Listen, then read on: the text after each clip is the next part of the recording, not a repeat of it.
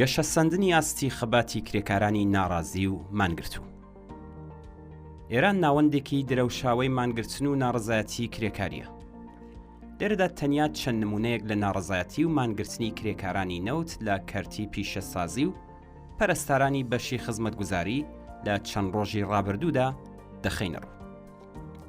شۆڕای ڕێخستنی ناڕزایەتی کرێکارانی پەیمانی نەوت ڕۆژی چوارشەممە حوتی خەرمانان هەواڵی کۆبوونەوەی ناڕزایەتی کرێکارانی فەرمی شرکەتی بەرهەمهێنانی نەوت و گازی ئاغاجاری بڵاو کردەوە.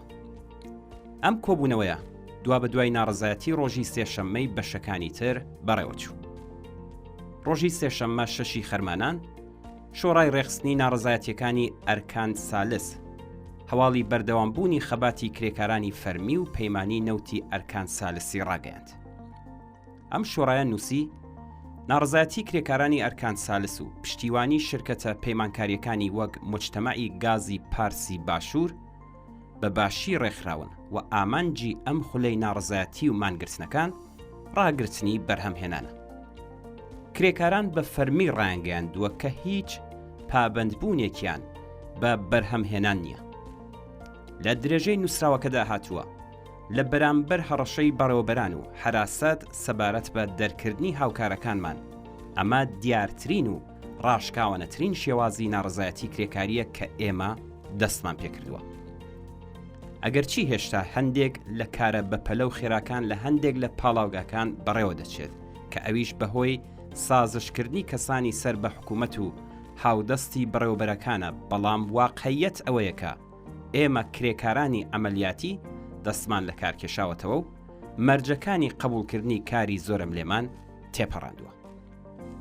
بە گوێرەی راپۆرتی ئەو شۆڕایە کرێکارانی نەوت کۆمەڵێک تاکتیکی نوێیان گرتوۆتە بەر، لەوانە نووسینی دروشمی بەربڵاو لەسەر دیوار و ستونە پیشەسازیەکانی پاڵاوگاکان. دروشمەکان لە دژی هەموو ئەو کەسانە نووسراون کە هۆکاری چەوسانەوە و ئازار و بێمافی کرێکاران و سەرجەم ناڕازیان و جەماوەری ستەم دیتون.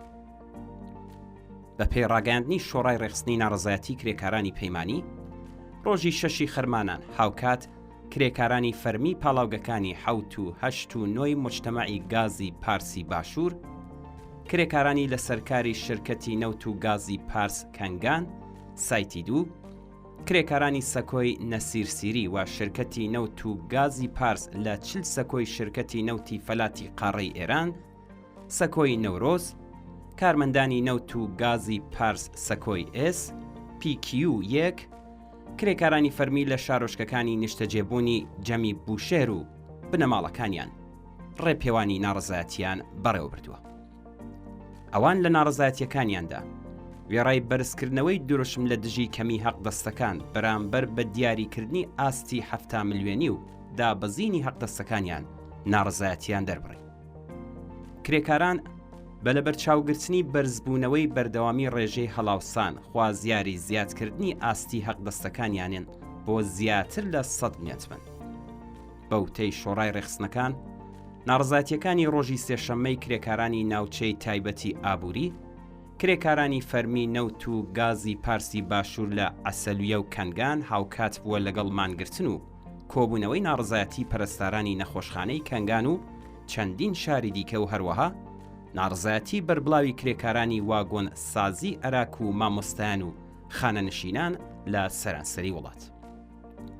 ئەم خەبات و ناڕزایەتیانە بە تەواوی سازمان دراون و لەلایەن شۆڕای ڕێخستنی کرێکارانی پەیمانی نەوت، ئەرکانی سالس، شۆڕای ڕێخستنی ناڕزایەتی پەرستاران، شۆڕای ناڕزایەتی خانەنشینان و ڕێکخراوە سربەخۆکانی فەرهەنگیانەوە ڕێبەری کراون. داواکاریە بەپەلە و هەنووکەکیەکانی کرێکارانی ئەرکان سالس و پشتیوانی شرکەتە پەیمانکاریەکانی موجتەمەعی گازی پارسی باشوور و کرێکارانی پەیمانی بەم شێوەیە داڕێژراون. نەهێشتنی تەواوەتی شرکەتە پەیمانکاریەکان، مافی پێکهێنانی ڕێکخراوە و کۆبوونەوەی ناڕزایەتی، گەڕانەوەی دەستبەجێ و بێمەرجی کرێکارانی دەرکراو بۆ سەرکارەکانیان، پابەندبوون بە ڕێکەوتنەکانی پێشوو بە تایبەتی پرسی مەرەخەسی و پێدانی کرێی کەمپەکان، جێبەجێکردنی دروستی تەرحی تەبەقەبەندی پیشەکان و سیستمی پێدانی حەقدەستی دادپەروەرانە و بێ جیاوازی لەگەڵ هێزە فەرمی و گرێبەستیەکان بە گوێرەی ڕێکەوتنەکانی پێشوو لەگەڵ وەزارەتی نەوت، جێبەجێکردنی تەرحی تەبەقەبەندی پیشەکان بۆ ئەو شۆفێرانەی کە خاوەنی ئۆتۆمۆبیلی خۆیان نین، ڕێخستنی هاتوچۆ و ڕەخساندنی ئەمنیەتی پیشەیی بۆیان و هەروەها جێبەجێکردنی بێجیاوازی 14 ڕۆژکار و 14 ڕۆژ پشوو بۆ کارمەندانی ئیداری و پشتیوانی.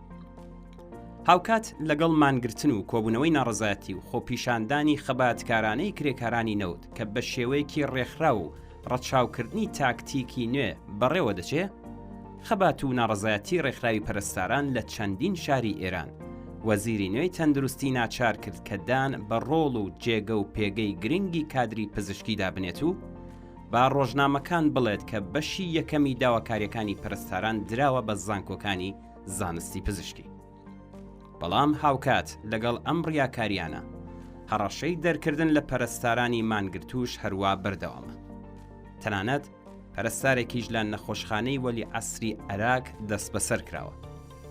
هێزە ئینتزامیەکان لە هەندێک حاڵەتدا بە بەکارهێنانی تۆزی بیبەر هەوڵیان داوە پەرستاران بڵاو پێ بکەن، بەڵام لەگەڵ خۆراگری خۆپیشاندەران بەرەو ڕووبوونەتەوە. پەرستارانی ناڕازی بە لەبەرچاوگرتنی هەڵسوکەوتی سەرکوتگەرانە و ئاستی کەمی حەقدەستەکان هاوشێوەی خانەنشینان دروشمی تەنها لە سەرشەقامەکان دەگەین بە مافەکانمان و هەروەها دروشمگەلێکی وەک مەترسن ئێمە هەموو پێکەوەین گەندەڵیە کەم بێتەوە حەقدەستی ئێمە دەدرێت تا مافەکانمان وەرنەگرین ناچینەوە سەرکارەکانمان و هیتر بەرزیان کردوتەوە. پەرستارانی مانگرتو تا ئێستا 15 داواکاریان ڕاگەیاندووە کە گرنگترینیان بریتین لە گۆڕینی شێوازی جێبەجێکردنی یاسای باجی پەرستاری کە لە ئێستادا بە شێوەیەکی زۆر گاڵتەجارانە جێبەجێ دەکرێت.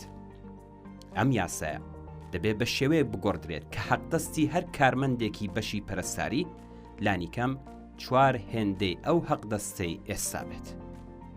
کۆتایی هێنان بە هەر چەشنە بە دوواداچوون و هەڵسوکەوتێکی ئەمنیەتی لەگەڵ مانگرتووان، دامەزراندنی پەرستاری نوێ، ڕێخستنی سەعاتەکانی کار بە شێوەیەکی عەقڵانی و ڕاگرتنی ئیزافەکاری زۆرم لێ.